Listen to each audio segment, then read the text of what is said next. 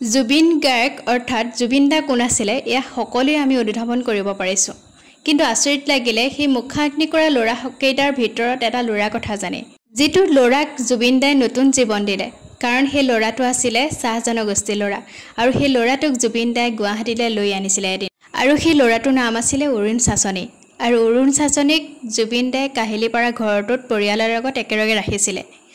আৰু লাহে লাহে জুবিন দাৰ লগত ইমানেই বেছি ওতপ্ৰোতভাৱে জড়িত হৈ পৰিলে, অৰুণক ইমানেই বেছি জুবিন দাই মৰম কৰিলে, তাক নিজৰ উপাধি দি দিলে। আদিবাসী চাহ জনগোষ্ঠীৰ ল'ৰাটোৰ নাম আছিল অৰুণ চাচনি, কিন্তু এতিয়া তাৰ নাম হ'ল অৰুণ গাৰ্গ।